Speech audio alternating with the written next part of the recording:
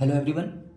चलिए NCERT class 11 का जो स्ट्रेट लाइंस था, ठीक है, उसका एक्सरसाइज 10.1 का आज हम लोग क्वेश्चन नंबर 6 डिस्कस करेंगे। ठीक है, आपके सामने क्वेश्चन है, without using the Pythagoras theorem so that the point this this and this are पर vertices of a right angle triangle. चलिए कंसिडर करते हैं, एक ट्रायंगल देखिए हमने यहाँ पर बनाया है। क्योंकि आपको शो करना है कि ये राइट एंगल ट्रायंगल का वर्टिसेस है, तो हमने ट्रायंगल पहले से ड्रॉ करके रखा हुआ है कि ए बी सी। ठीक है, आप ध्यान से समझो इस चीज़ को। अगर ए का कोऑर्डिनेट, ठीक है, सॉल्यूशन में हम देखते हैं, ठीक है, कोऑर्डिनेट ए, ठीक है, आपका है 4 4, बी 3 5 एंड सी -1 -1। तो यहाँ पर हम लोग इसको 4 4, बी को 3 5 और सी को -1 -1।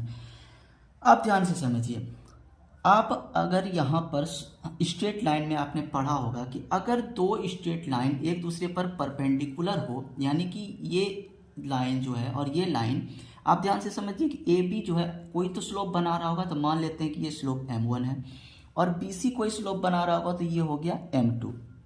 अगर दो स्लोप का मल्टीपल, ठीक है, इफ m1 इंटू m2 का मल्टीपल -1 हो जाता है, तो हम जानते हैं m1 और m2 का मल्टीपल -1 होने पर हम समझ जाते हैं कि ये दोनों स्लोप एक दूसरे पर क्या है, परपेंडिकुलर है। और किसी ट्रायंगल में अगर दो लाइन एक दूसरे पर परपेंडिकुलर हो तो वो 90 डिग्री बनाता है, और अगर ये अकेला 90 डिग्री बनाता है तो बाकी के जो दो एंगल हैं एक्यूट एंगल, उन दोनों का सम 90 डिग्री होता है। तो हमें बस ज़रूरत है यहाँ पर कि किसी दो लाइन का जो है, ठीक है, स्लोप को हम लोग 90 डिग्री शो कर दें। तो सबसे पहला काम क्या करेंगे, ठीक है, यहाँ से ये जो a है इसको हम लोग x1 y1 समझ लेते हैं, और ये वाला जो है इसको x2 और y2 समझ लेते हैं। ठीक है, तो सबसे पहले स्लोप m1 निकालते हैं। स्लोप m1, चूंकि इसको हमने m1 माना है तो स्लोप m1 के लिए दो कोऑर्डिनेट चाहिए। तो स्लोप का फॉर्मूला क्या होता है, y2 माइनस y1, ठीक है, bye x2 minus x1।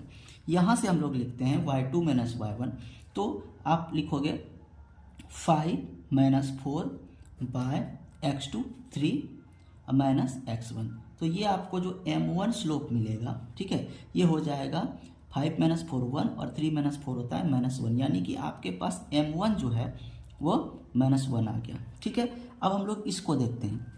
Slope इसको हमने m2 नाम दिया है, तो स्लोप m2।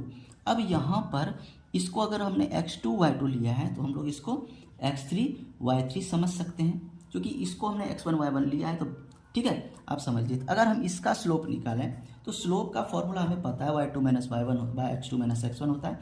यहाँ से भी अगर हम वही फॉर्मूला अप्लाई करें, हम इस फॉर्मूला पे भी चल सकते हैं कि इसको हम लोग x3 y3 लेते हैं, बट फिर भी अगर हमने इसको x2 y2 लिया है तो इसको x3 y3 रखिए, अदरवाइज इसको भी आप x1 y1 समझ सकते हैं। ठीक है, अब काम करते हैं। स्लोप m2 इक्वल टू हम लोग लिखेंगे क्या, ठीक है, तो यहाँ पर m2 equal to y2 minus y1 by x2 minus x1।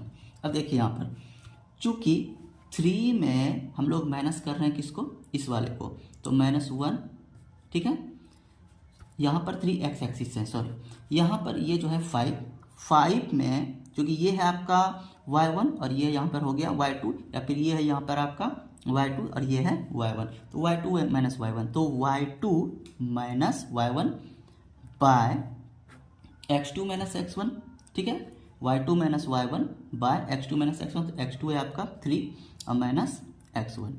अब देखिए 5 माइनस माइनस प्लस यानी हो गया 6, और 3 माइनस माइनस हुआ आपका क्या, 3 माइनस माइनस क्या हो गया, यहाँ हो गया आपका 4, तो ये हो गया आपका 3/, ठीक है, 3/2। तो m2 का स्लोप तो हमें क्या मिल गया, 3/2। अब हम लोग चेक करते हैं m3 का स्लोप, ठीक है, AC, ठीक है, इसको हमने m3 रखा। नो, स्लोप m3 हम निकालते हैं। स्लोप m3 अगर निकालेंगे तो इसको हम लोग x1 y1 और इसको x2 y2 कंसीडर करते हैं, तो फॉर्मूला वही होगा y2 minus y1 by x2 minus x1। अब देखिए y2 माइनस y1 यानी -1 -4, ठीक है। अब bye y2 minus y1 by x2 minus x1 यानी -1 माइनस, यहाँ पर देखिए ध्यान से y, ये रहा आपका y2 -1 में -4 चला गया और यहाँ x2 में x1 चला गया यानी -1 -4। तो यहाँ पर आपका -1 -4 कितना हुआ -5 और यहाँ -1 -4 कितना हुआ -5 यानी रिजल्ट क्या आया 1।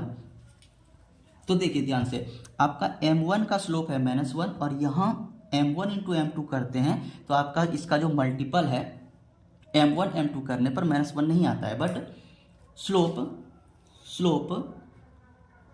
m1 इंटू m3 अगर हम करते हैं तो m1 का स्लोप कितना है हमारा -1 और m3 का स्लोप कितना आया 1। तो यहाँ आपका रिजल्ट आता है -1, ठीक है। यहाँ आपका रिजल्ट क्या आया -1। अब ध्यान से समझिए, सिंस m1 इंटू m3 बराबर -1, this shows that m1 is perpendicular to m3, hence ठीक है, hence